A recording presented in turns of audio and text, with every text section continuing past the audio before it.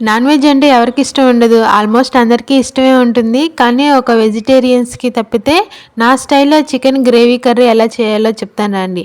ఎన్నిసార్లు chicken curry చేసినా కూడా గ్రేవీ రావట్లేదని చాలామంది అనుకుంటా ఉంటారు. నాకైతే ఫస్ట్‌లో ఇదే ఇబ్బంది పడ్డాను. ముందుగా నేర్చుకోగా ఇలా అయితే అలవాటైపోయింది నాకు. నేను ఒక ఆనియన్, ఒక 2 టమాటాలు, 4 పచ్చిమిర్చి, కొద్దిగా కరివేపాకు క్లీన్ చేసుకొని కట్ చేసేసి ఆయిల్‌లో అయితే ఫ్రై చేసుకున్నాను.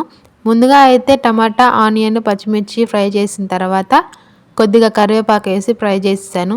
ఇవన్నీ ఫ్రై అయిపోయిన తర్వాత అల్లం వెల్లుల్లి పేస్ట్. ఈ అల్లం వెల్లుల్లి పేస్ట్‌లో నేనేవైతే వేసానో సైడ్‌న మీకు ట్యాగ్ చేశాను. అవైతే యాడ్ చేసుకొని మీ క్వాంటిటీకి తగినట్టు, మీ కర్రీకి ఎంత క్వాంటిటీ తగినట్టు అంత క్వాంటిటీ యాడ్ చేసుకొని గ్రైండ్ చేసుకొని మీరైతే ఆ ఆయిల్‌లో టమాటా, ఆనియన్ వేగిన ఆయిల్‌లో అయితే యాడ్ చేసేసుకోండి. యాడ్ చేసేసుకొని మసాలా అయితే మంచిగా ఏగాలి ఆయిల్‌లో. ఏగిన తర్వాత ఆయిల్ అనేది మసాలాకి పైకి తేలాలన్నమాట. తేలితేనే అప్పుడు మనకి మంచి టేస్ట్ అనేది వస్తుంది. మంచిగా గ్రేవీ కూడా బాగుంటుంది. ఏంటి ఇంత ఎక్కువ మసాలా వేశారు అనుకోవద్దు. అందులో నేను చాలా వేశాను. ఆనియన్ పెద్ద ఉల్లిపాయ అంటారు కదా, అది కూడా వేశాను నేను. అందుకని కొంచెం ఎక్కువ గ్రేవీ వచ్చింది. నేను ఒక ఉల్లిపాయ మాత్రమే ఆయిల్‌లో వేగించాను.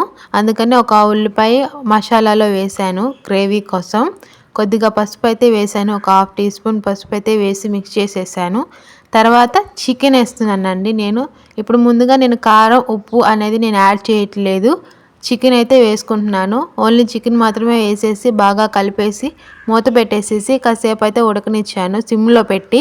హైలో మాత్రం పెట్టొద్దండి, మాడిపోతుంది. చూసారా వాటర్ ఎలా వచ్చింది? నేను వాటర్ అయితే ఏమి యాడ్ చేయలేదు.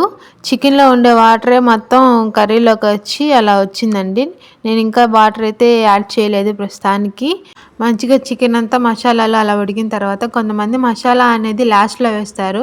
కానీ ఇది నా స్టైల్ అండి. నేను ఆయిల్లోనే వేగిస్తాను మసాలా అనేది. ఇప్పుడైతే నేను ఉప్పు అయితే యాడ్ చేసుకుంటున్నాను. మీ టేస్ట్కి తగినంత ఉప్పు అయితే మీరు యాడ్ చేసుకోండి. నేను వేసిన ఉప్పు అయితే నాకు సరిపోతుంది కూరలోకి.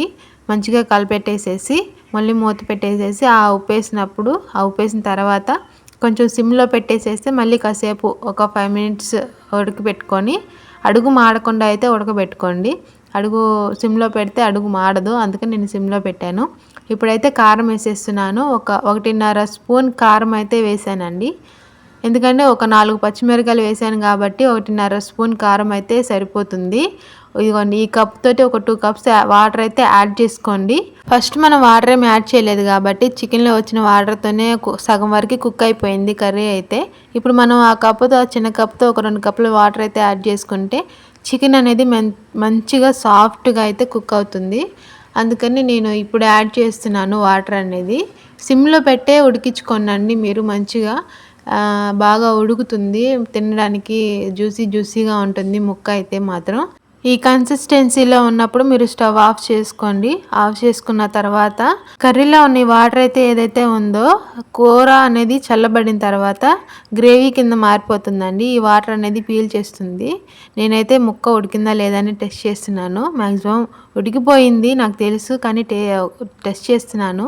ఇంకా కర్రీ ఉడికిపోయిన తర్వాత మా మామయ్య గారిని పిలిచి టేస్ట్ చేయమని అడిగాను. మా మామయ్య అయితే తిని చాలా బాగుందన్నారు. ముక్క జ్యూసీగా నోట్లో పెట్టుకుంటే కరిగిపోతుందమ్మా, ఉప్పు కారం అంతా సరిపోయింది అని చెప్పారు మా మామయ్య అయితే. నిజంగానే బాగుందండి కూర. నేను ఏదో వీడియో కోసం చెప్పట్లేదు. మీరు కూడా ట్రై చేయండి. ట్రై చేసి ఎలా ఉందో చెప్పండి. మంచిగా ఇంకా మంచి రెసిపీలు మన ఛానల్లో అప్లోడ్ చేస్తాను. మీకు ఏదైనా కర్రీ గురించి డౌట్ ఉంటే కామెంట్ చేయండి. ఆ కామెంట్కి నేను రిప్లై అయితే ఇస్తాను. మీకు ఇంకా వేరే కర్రీస్ వంటలు ఏమైనా కావాలి అని అంటే కామెంట్ చేయండి. నేను వీడియో తీసి అప్లోడ్ చేస్తాను. ఇదిగోండి ఆనియన్, నిమ్మకాయ కూడా కట్ చేసుకున్నాను. మనం ఎప్పుడైతే తింటామో అప్పుడే కట్ చేసుకోండి ఆనియన్, నిమ్మకాయ అనేది. తినే ముందుగా అయితే మాత్రమే కట్ చేసుకోవాలి. నేనైతే చికెన్, అన్నము వేడివేడిగా గారెలు కూడా ఇచ్చానండి తినడానికి. ఈ చికెన్ గ్రేవీ కర్రీ గారెలోకి కూడా బాగుంటుందండి. టేస్ట్ అయితే బాగుంది. సబ్స్క్రైబ్ చేసుకోండి.